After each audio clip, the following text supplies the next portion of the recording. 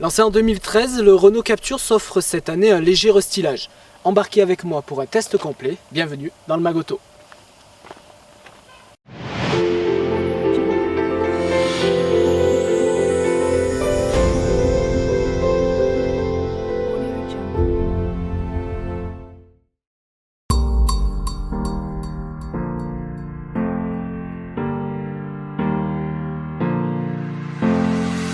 Captur, c'est le succès commercial de Renault puisqu'il s'en est vendu 215 000, dont 75 500 en France en 2016.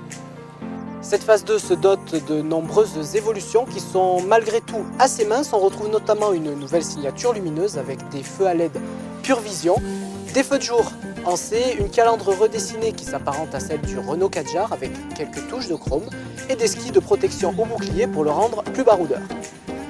Alors, ma première impression sur cette auto est plutôt positive. J'apprécie la forme dans son ensemble. J'aime bien aussi le côté baroudeur de cette voiture.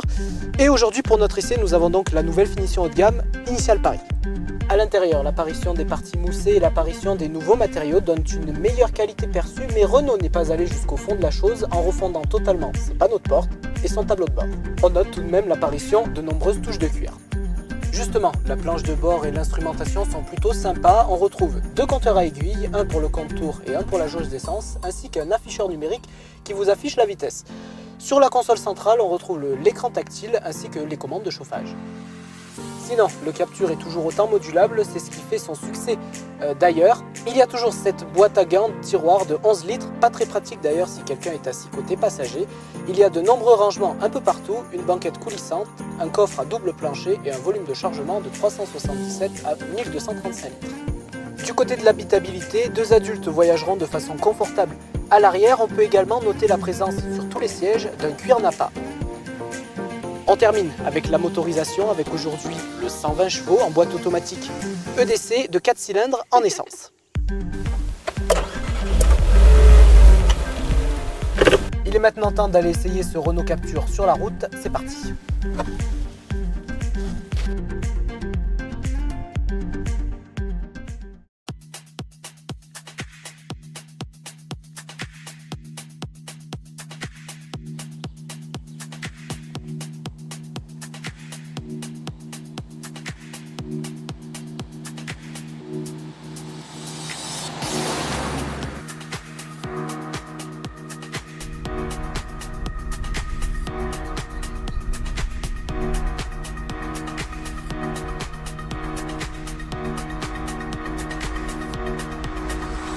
Alors, première impression après quelques kilomètres, déjà ce qui frappe, c'est le meilleur amortissement que la première version de ce Renault Captur. On a aussi l'extrême souplesse, j'ai envie de dire, et puis le confort. C'est vrai que dans ces sièges, on est vachement bien assis et c'est vachement appréciable sur les grands trajets.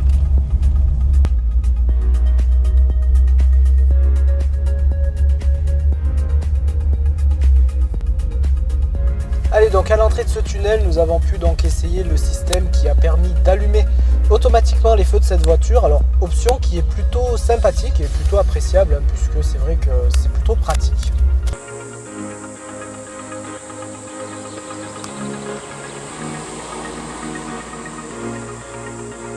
Et donc je vous le rappelle, aujourd'hui nous sommes avec la boîte automatique EDC à 6 rapports. Alors c'est une boîte qui est plutôt agréable dans l'ensemble, les passages de rapport se font en douceur et en souplesse. Ce que j'aurais peut-être à lui reprocher par contre, c'est quand on a besoin de puissance, elle ne répond pas tout de suite, c'est-à-dire que le rétrogradage ne se fait pas instantanément, mais sinon les passages sont plutôt fluides et c'est vraiment agréable à conduire. Et il nous offre une reprise à n'importe quel régime. À 1500 tours minute, on peut avoir de la reprise grâce au 120 chevaux de ce moteur.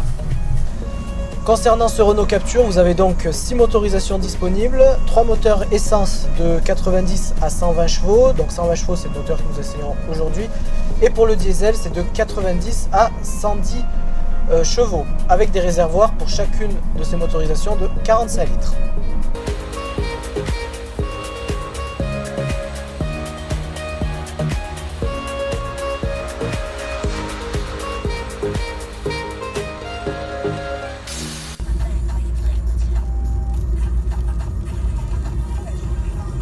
Alors on va maintenant un petit peu rouler en ville, donc premier bilan de cette auto au niveau du comportement routier, un petit peu sur les routes de campagne. On a fait environ 60-65 km. Alors, qu'est-ce que je peux en dire? C'est qu'il y a un moteur qui est plutôt silencieux. On l'entend pas trop quand on est à bas régime, honnêtement. C'est plutôt bien insonorisé dans cette voiture. Aussi, ce qui est remarquable, c'est le confort. Puisque dans les sièges, on a un très bon maintien. Même dans les virages, on se balance pas trop dans les virages. C'est vraiment agréable.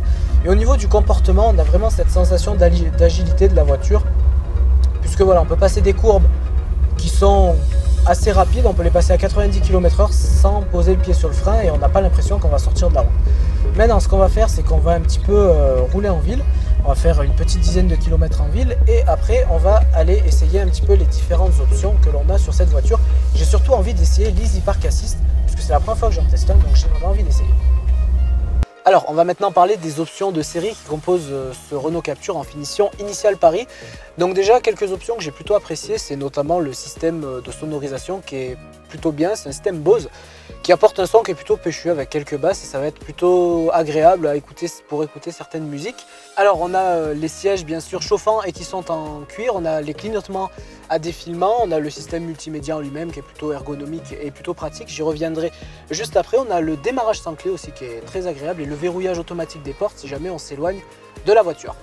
Alors le système multimédia donc, qui s'appelle AirLink, comment je l'ai trouvé? Plutôt ergonomique, plutôt sympa à utiliser. Sur cette page d'accueil on peut retrouver notamment donc, le GPS si jamais on en a programmé un, la radio ou la station qu'on utilise, bon, l'heure et la température, mais aussi on a un menu qui est plutôt bien optimisé, qui est assez simple à prendre en main et qui est très intuitif. On peut régler les différents paramètres de son véhicule, bon, accéder à différents services ou voir quelques versions du système. Et enfin, programmer son GPS. Et bien sûr, téléphoner, ce qu'on ne recommande pas quand on conduit, bien évidemment. En allant un petit peu plus dans le détail, le GPS intègre une technologie TomTom qui, en plus de vous prévoir votre itinéraire, vous indique les différentes zones de danger et les vitesses maximales à laquelle vous devez rouler. Alors à noter, et de série sur ce Renault Captur, la caméra de recul quand vous enclenchez la marche arrière. Donc on a un petit bruit, elle s'affiche, donc en plus on a les zones à proximité de notre véhicule. Et quand on recule, en plus de nous indiquer les zones où se situe notre véhicule, on a la trajectoire en temps réel, donc quand on tourne les roues, ça nous affiche l'endroit où va aller le véhicule si on garde le volant braqué ainsi. Alors on va pouvoir tester le système de stationnement Easy Park Assist. Alors après avoir sélectionné le petit voyant, après avoir mis son clignotant, on avance un petit peu comme nous demande l'ordinateur de bord. Là il nous dit de nous arrêter, on s'arrête. On passe en marche arrière. Et de là, on n'a plus qu'à gérer l'accélération. Donc moi, pour ma part, c'est le frein, puisque je suis en descente. Donc là, le volant tourne tout seul. À tout moment, je peux annuler la manœuvre pour reprendre le contrôle. Donc là, on s'est garé un petit peu de façon approximative. On nous a garé un petit peu n'importe comment.